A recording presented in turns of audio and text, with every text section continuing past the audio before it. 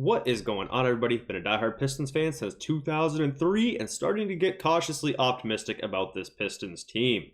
The Detroit Pistons are off today, so I thought would be a good time to talk about the draft that is still 6 months away, but college basketball is in full swing. So I think it's probably a good time now to just maybe keep an eye on a couple of these guys.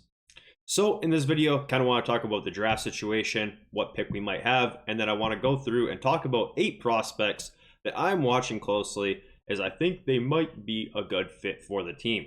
So first things first, if the Pistons season were to end today, we would be most likely getting the 9th pick.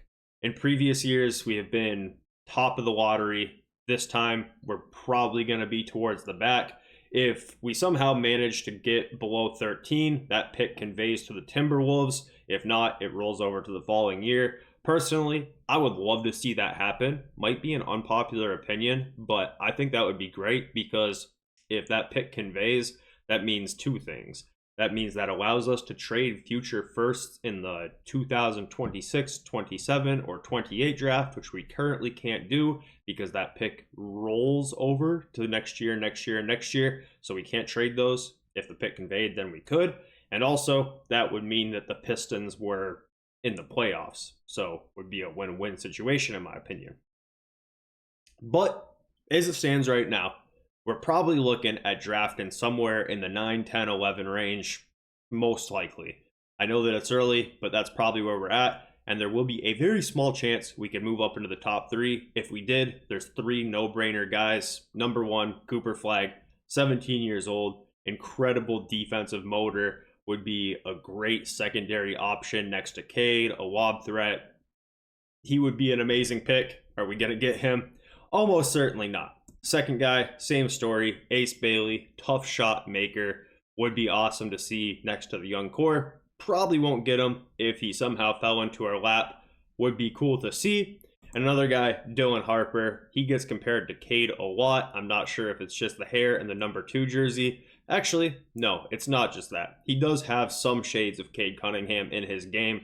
He is a bit more athletic, a bit more bouncy and bursty, but there's a little bit of Cade to his game. Big guard, ball handler, all that type of stuff. So now this is where things get interesting, because I want to talk about 5 guys who are typically getting mocked in the kind of 9, 10, 11 range that I think could be realistic targets for the Pistons. And the first one is Derek Queen out of Maryland. He is a 6'10 big. He's currently averaging 17 points, 8 boards, and 2 assists, shooting 61% from the field. Coming out of high school, he was actually teammates with Cooper Flagg at Montverde. And a lot of people felt like he was maybe going to be more of a college guy. Think of someone like Zach Edey, Luke Garza, like a dude who goes to college, spends 4 years there, really dominates at the collegiate level over time throughout his kind of upperclassman years. But he went to Maryland and he's lighting on fire. As a freshman, 17-8. A lot of people went from this guy's a college guy, 4-year college dude who has an outside shot at the NBA to, no, this guy's a lottery pick. If you watch his game, he's got a pretty interesting game, kind of a more traditional center with the new era passing mixed in, kind of a little bit like Sengun mixed with DeMarcus Cousins, shades of those type of players. I like his game. I think he would be a really interesting add to this Pistons core, and if he fell into our laps and he continues to play as well as he has throughout the beginning of this year, I wouldn't mind having him on this Pistons team at all. Next guy is going to be Khan from Duke, 6'7", small forward. He's averaging 11 points, 4 boards, 3 assists on 41% shooting and 32% from the 3-point line. He's just a nice all-around wing, something that we probably don't have many guys like him on this roster. The closest thing to him might be Simone, but I think Khan has the upside to be a bit more of a playmaker, and I think that a dude like him might be not a bad pick if we were picking at, say, number 10. Second guy, Liam McNeely out of UConn, another Montverde kid, and he's got a similar makeup to Khan, might be a little bit better shooter right now. He's also 6'7", averaging 14, 4, and 2 as a freshman, 42% from the field, 34% from the three-point line. Another guy who's getting mocked right in that range who might be worth a look. And the next dude is Malabak out of Duke. I'm not sure if I'm saying that exactly correctly. I've heard the announcers on the TV say it a couple different ways now. But long story short, dude is 7'2", has the upside to be a great shot blocker in the NBA.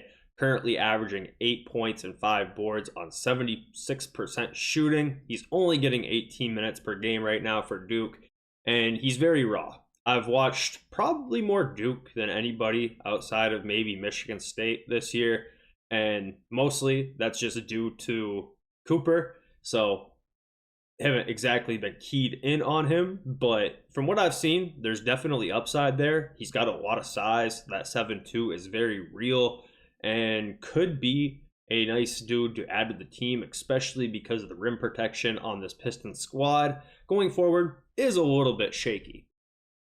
Next and last guy here on this list is Aiden Newble from Georgia.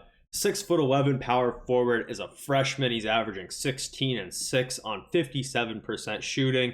The jump shot is a little bit shaky with him right now, but he will pull it. In his most previous game, I think he was 2 for 2 from 3. The percentage isn't great right now, but there is upside to shoot the ball there. He seems like a good screen setter for his position. I like his game a lot. He's somebody who I think could be a sneaky good pick in this draft and also a very good fit with this Pistons core.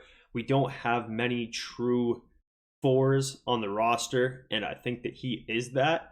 And I just really like his game. So if he was there at the 9, 10, 11 range, and that's who we ended up going with, I would be all for it. All in all, I know that we're super far out right now, and these are just kind of 5 guys I want to have on your radar. But I also want to pass the question on to you because I haven't got too down into the weeds with college basketball yet. Over the past 5 or 6 years, I've spent a lot of time paying attention to the prospects coming through the college ranks, as the Pistons have been in the lottery every single year during that time span. So I've always kept a close eye on it, but there's a lot of college teams, a lot of prospects that come out of the woodwork. So I'd be curious to know if you guys maybe have your eye on somebody who I didn't mention in this video. Personally, I kind of went in order of how interested I was in them, but Newble shouldn't have been last if I was doing that. I think that Derek Queen would be really interesting just because that kind of passing playmaking wrinkle to his game is something that I really think has a lot of upside, because a lot of the great centers in today's NBA are able to pass the ball like he can, and he can also score the ball in a million different ways. I just really like his game. I don't know if he's the perfect fit next to Cade, because I'm not sure he's the best lob target in the world, and I know Cade can really make lob targets shine. I bet you he gets a couple guys paid just off of that throughout his time in the NBA. But all in all, if I really had to lean on planting my flag on a guy who's right in the Pistons' projected draft range of 9, 10, 11, it'd probably be Derek Queen or maybe Aiden Newble. So let me know what you guys think, and we'll catch up soon.